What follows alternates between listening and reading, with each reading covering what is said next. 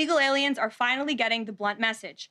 If you cross the border illegally, you will be swiftly deported and never return to the United States of America. Efforts to arrest the criminal illegal alien invaders are continuing to ramp up. ICE Chicago arrested a Mexican national convicted of predatory sexual assault of a child in Cook County, Illinois. This week, ICE Denver arrested a Mexican national convicted of sexual assault of a child in Houston County, Texas. ICE Miami arrested a Nicaraguan convicted of aggravated battery in Hillsborough County, Florida. ICE Houston arrested a Salvadorian national convicted of attempted sexual assault of a child and escape in Dallas County, Texas. And ICE Chicago arrested a Mexican national convicted of aggravated sexual abuse of a minor in Illinois.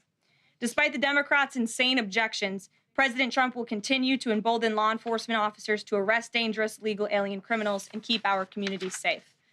And also, thanks to President Trump's America First economic approach, investments continue to pour into our country. Swiss pharmaceuticals company announced they will be investing $50 billion in the United States over the next 5 years, creating 12,000 new quality jobs. Regeneron Pharmaceuticals also agreed to pay Fujifilm Technologies more than $3 billion over the next decade to help manufacture its medicines in the United States. It's a top priority for President Trump to ensure we are producing critical medicines and pharmaceutical drugs right here in America, and that is exactly what we continue to see happen every day. In other news, the Trump administration has announced we will put an end to Joe Biden's illegal student loan bailout attempts. No student loan has been referred to collection since March of 2020. That comes to an end. On May 5th, the Department of Education will resume involuntary collections for borrowers with defaulted federal student loans. The student loan portfolio controlled by the federal government is nearly $1.6 trillion, but fewer than 4 out of 10 borrowers are in repayment. This is unsustainable, unfair, and a huge liability for American taxpayers. Debt cannot be wiped away. It just ends up getting transferred to others. So why should Americans who didn't go to college or went to college and responsibly paid back their loans pay for the student loans of other Americans? The Trump administration will never force taxpayers to pay student loan debts that don't belong to them. Student loan borrowers need clarity, and we're finally giving it to them. Borrowers will now be clearly expected to repay their loans, and those who default on their loan obligations will face involuntary collections. The government can and will collect defaulted federal student loan debt by withholding money from borrowers, tax refunds, federal pensions, and even their wages. America is $36 trillion in debt. We must get our fiscal house in order and restore common sense to our country. If you take out a loan, you have to pay it back. It's very simple. President Trump will not kick the can down the road anymore. Before we open it up to questions today, I want to commend our pool photographer who is in the room with us today. ABC News photojournalist Melissa Young is retiring after 44 incredible years on the job, covering here at the White House.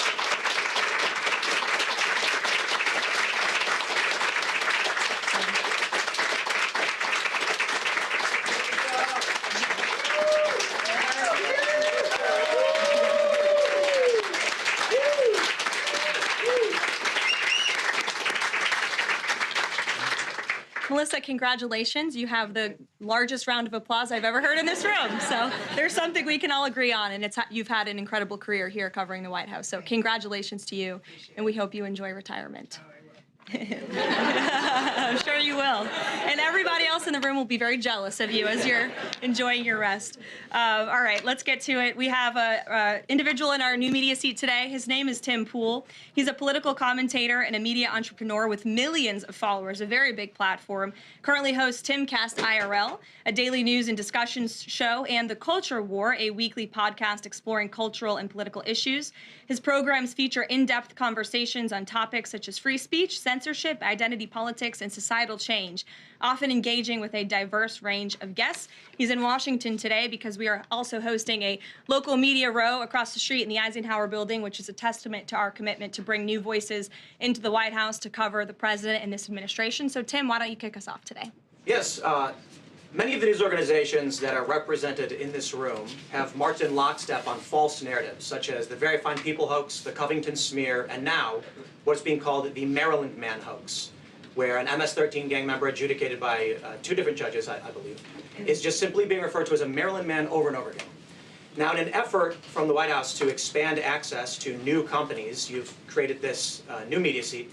So I'm wondering if you can comment on, following this expansion, you've had numerous outlets disparage the companies that you've had sit here, as well as the reporters. I'm wondering if you could comment on that unprofessional behavior, as well as elaborate if there's any plans to expand access to new companies. Sure. Well, we certainly welcome diverse viewpoints in this room, which is one of the reasons we have you in here, and there's many new faces in this room in comparison to the previous administrations. We want to welcome all viewpoints into this room. We welcome unbiased journalists who really care about the truth and the facts and the accuracy, and you rightfully pointed out the Maryland Man story, which I, from this podium, when The Atlantic published it, on that very first day, I came to this podium and said, this is wrong. The press in this room have this story wrong, and we have seen more and more evidence come to the table that we have had all along. We were always right. The president was always on the right side of this issue to deport this illegal criminal from our community. And it is despicable to see the media continue to refer to this individual as someone who is just a peaceful man living his life in Maryland. This was and always has been an illegal criminal, an MS-13 gang member, and a designated foreign terrorist. And the administration maintains our position to deport these individuals from our community. So thank you for being here, Tim. It's great to see you. Thank you. Dasha, why don't you kick us off? Thank you, Caroline. You're welcome. I really appreciate it. I have two questions, one on the Pentagon and another on the economy. You said on Fox News that the entire Pentagon is working against Secretary Hegseth, but the people who were fired were Hegseth's own guys. So how do you square that, and what do you say to concerns that that's bad management? They were Pentagon employees who leaked against their boss to news agencies in this room. And it's been clear since day one from this administration that we are not going to tolerate individuals who leak to the mainstream media, particularly when it comes to sensitive information. And the Secretary of Defense is doing a tremendous job, and he is bringing monumental change to the Pentagon. And there's a lot of people in this city who reject monumental change, and I think, frankly, that's why we've seen a smear campaign against the Secretary of Defense since the moment that President Trump announced his nomination before the United States Senate. Let me reiterate, the president stands strongly behind Secretary Hegseth and the change that he is bringing to the Pentagon, and the results that he's achieved thus far speak for themselves. Is there an FBI investigation into the leaks? The Secretary said that these people would be prosecuted, so is the FBI investigating? You'd have to ask the FBI, you have to ask the Department of Justice on what they plan to do, but certainly we take leaks with the utmost seriously across this administration. You've seen people fired from the Department of Homeland Security. The president has made it clear it's an unacceptable behavior. And on the economy, Caroline, Peter Navarro said that it's perfectly possible to do 90 deals in 90 days. We haven't seen one just yet. How soon might we see a deal, and what evidence can you share that progress is being made in these trade negotiations? Sure. Well, I spoke to our entire trade team this morning. There is a lot of progress being made. We now have 18 proposals on paper that have been brought to the trade team. Again, these are proposals on paper that countries have proposed to the Trump administration and to our government. You have Secretary Bessent, Secretary Lutnick, Ambassador Greer, NEC Director Hassett, and Peter Navarro, the entire trade team, meeting with 34 countries this week alone. We are moving at Trump speed to ensure these deals are made on behalf of the American worker and the American people. And just yesterday, it seemed to get a little bit lost in the news, and I think it's a disservice to the American public that it did. The Vice President announced terms of reference for a trade deal with India. That is a big deal. We know when we look at the numbers, the monetary trade barriers and the non-monetary trade barriers from India, they have been ripping off the United States and American workers for a very long time. So the fact that the Vice President with Prime Minister Modi on that trip in India announced these terms of reference, which is essentially a framework to move the ball forward to sign a good trade deal between our two nations, is great progress, and it speaks to the work ethic and the real labor that's being put into this effort by the president's trade team. Sure. Go ahead. Does the proposals that you talk about, is that enough to extend the pauses on these reciprocal tariffs, or does the president need to see, these deals inked and signed to offer any sort of additional extension beyond the 90 days? Well, look, ask me in July when the deadline hits. I know I'll be answering those questions from all of you in this room. There's a lot of time left, and the president's trade team is working, again, at Trump speed as quickly as they can to ensure that these deals can be made. Are any of those conversations yet with China happening?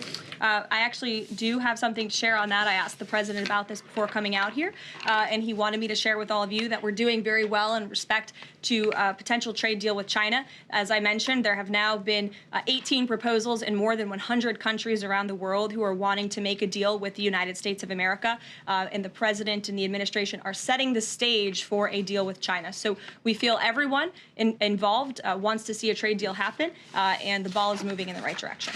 Sure. Setting the stage for a deal with China, what does that mean? Has the president spoken directly with Xi yet? I don't have anything to read out on a direct talk between the president and President Xi, but we will continue to keep you updated. And Secretary Bessent reportedly today told investors that the trade standoff with China he expects will be de-escalating soon because, as he described it, reportedly the situation is unsustainable. Is the president considering taking steps to de-escalate the situation with China? Again, I just read you words directly from the President of the United States. Those are moments ago. That's where his head is at right now. Sure. Caroline, I had two questions, one on immigration and one on China. First on immigration. Roughly how many illegal immigrants and aliens do we have in our country, and how many does the administration plan on deporting? Sure. Well, you'd have to ask the Department of Homeland Security for a specific number, but we suspect it's definitely in the millions, perhaps upwards of 20 million people that were allowed into the country illegally by the previous administration. And the president and his team are focused on deporting as many as we possibly can, and they are moving as quickly as possible. The president's team has made it clear we need more funding from Congress to do more. We need more ICE agents out on the ground doing this very important work. And we also need rogue district court judges to stop acting as judicial activists, trying to block the administration from deporting illegal criminals from our nation's interior. Absolutely. The American public elected the president to do this, and he's following through with that promise. And we have over 250,000 Chinese nationals in our country right now on student visas. Does the administration believe there's any national security concern when it comes to those over 250,000 Chinese nationals in our country? Well, as you know, when it comes to foreign visas, the Secretary of State has the right to revoke visas of those who we feel are acting in a adversarial way to our foreign policy interests here in the United States. He has that authority according to the Immigration and Nationality Act. So I would defer you to the State Department for any individual case, but they are looking at individuals who are given the privilege of being on a visa in our country. And if they are acting, again, adversarial to our foreign policy interests, their visa can be revoked, and they should be aware of that. Sure. Go ahead. Yes. I'm calling on you. Thank you, Caroline. You're welcome. Over the last few weeks, several countries have warned their citizens about travel to the U.S., and the Department of Commerce's own stats know that from a lot of countries, the number of visitors is falling. Does the White House have any message for people that might be reconsidering business or tourism travel to the U.S.? Where did you see that report? With the statistics coming from the Department of Commerce. Said what? It's hard to hear you. Sorry. That visitors from a lot of countries have fallen in the last 3 months. I'd have to look at that report to comment on the merits of it. I think most people around the world recognize the United States of America is a great place to do business. It's a beautiful place to visit, and they should certainly come here because it's a much safer country than it was 4 years ago under the previous president. Libby, good to see you. A question about this upcoming announcement from HHS to ban food dyes. During the first week of the administration, the FDA announced that it's pulling its plan to ban menthol cigarettes. So two questions for you. How do you square a ban on menthol cigarettes being pulled and then announcing this ban on food dyes? And then how does the president feel about this upcoming ban that RFK is going to announce? Sure. Well, look, the Secretary of Health and Human Services, the president nominated him because he trusts him to make this country healthy again. It's not just a slogan. It really is a movement that has broken ground across the country. There's millions of people who believe in RFK Jr., Secretary Kennedy, and what he's doing. I don't want to get ahead of HHS with this historic announcement later and the details of it, but obviously the Secretary feels that he has reason and evidence to announce the ban on artificial dyes later, and I'll let him speak to that this afternoon. Phil. The president started the process of reclassifying more than 50,000 federal employees as Schedule F. We've already seen him march through a number of government agencies. I'm curious, should we expect mass firings, or is this a case-by-case approach, a scalpel or a sledgehammer? Well, look, as you saw on Friday, the president put out a statement about it. The Office of Personnel Management reclassified workers. They're now called scheduled policy/career. And all the president is trying to do is ensure that federal workers are being held accountable for corrupt behavior. If they are engaging in corruption as a government worker, they should no longer have their job. I think that's pretty common sense.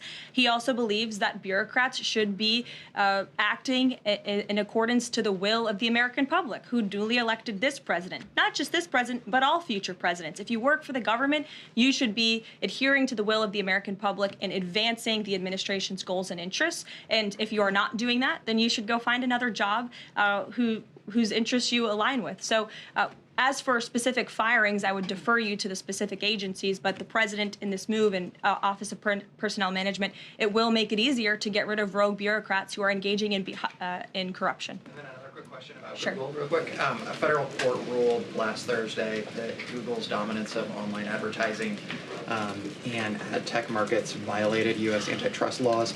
I know the president has spoken to a number of folks in big tech, and Google's CEO was even at his inauguration. I'm curious, what is the president's reaction to that court ruling? I'll have to ask him, and I'll get back to you, Phil. Thank you, Caroline. You're welcome. John.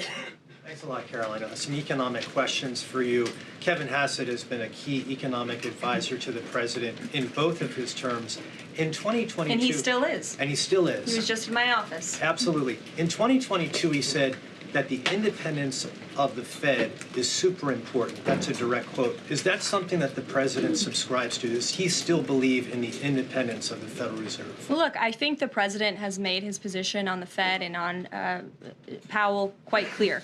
The president believes that they have been making moves and taking action in the name of politics rather in the name of what's right for the American economy. The president has the right to express his displeasure with the Fed, and he has the right to say he believes interest rates should be lower. He believes Americans should be able to borrow money cheaper than they currently are right now. And I also spoke to Kevin Hassett about the Fed as well, and he has called into question the Fed's independence and whether they are actually doing things, again, out of the best interest of the economy, or are they doing it for partisan reasons. The president wants to see interest rates lower. He has made that quite clear. We've also seen, if I may, I'm sorry, one more, Caroline, just about, I said two economic questions, about the dollar. We've seen the dollar at multi-year lows versus the euro and other currencies around the world. Is it the administration's policy for a strong dollar?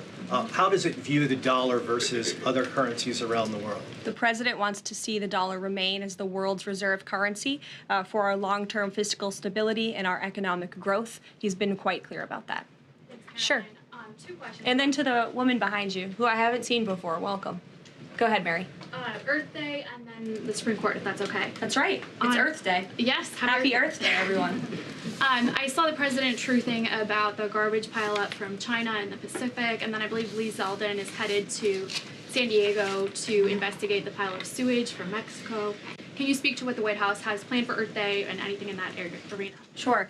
I do have points from the EPA. Administrator Zeldin is doing a fantastic job, and they are always sharing their accomplishments with the White House, which we very much appreciate. He will be traveling. I believe he's in California today for sewage situation. Here you go. Administrator Zeldin met with his Mexican counterpart to discuss steps Mexico needs to take to ensure the water entering the United States is clean and safe. And he's holding a press conference in San Diego today with elected officials and local stakeholders on the Tijuana River sewage crisis. I would also add from the president himself, he has always maintained he wants America to have the cleanest air and the cleanest water. And we want to do what's right for our environment and for our earth. And a lot of that is making sure that we have clean and sustainable energy, and we know that we produce natural gas cleaner and more efficiently than any country in this world, and the president wants to see that continue. Thank you. And then on the Supreme Court, I know the court is hearing a case dealing with parents who don't want their kids having to read gender ideology books in schools. Can you comment on that case and what the Trump administration hopes to see come from that? Sure. We hope the Supreme Court will do the right thing, and the president has been very clear. He stands on the side of parental rights, and he believes strongly that parents should have a greater say in their children's education and the content, if you will, that children are being exposed to in our public school system. Sure. Go ahead. Caroline, thank you. Hi. I'm Carolina Lumetta with World News Group. The administration ended some temporary protections for Afghans, including several hundred Christians who have been punished by the Taliban.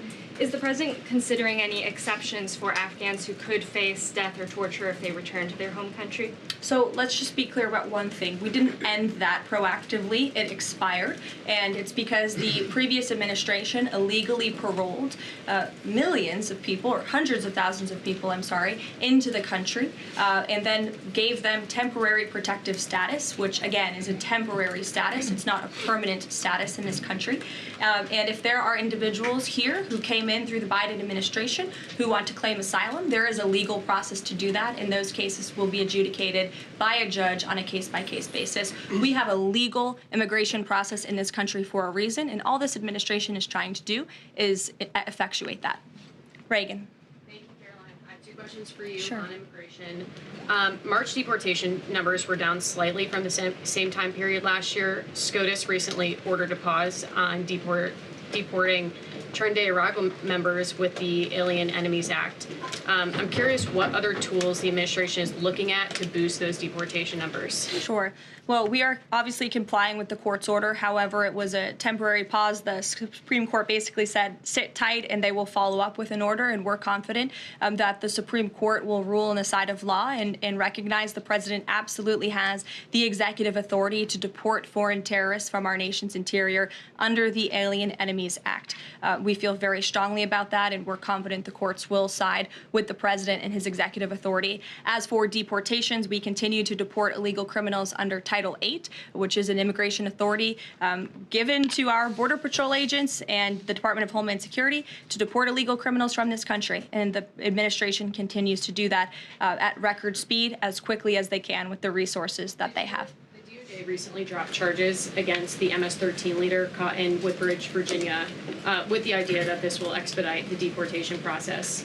Does the administration plan to drop charges against other criminal illegals to speed along the deportation process? You'd have to ask the Department of Justice. Obviously, that's within their purview, and I can't speak for them. However, it is our goal to deport as many illegal criminals and aliens from our country as we possibly can, as quickly as we can. Jackie. Thank you, Caroline.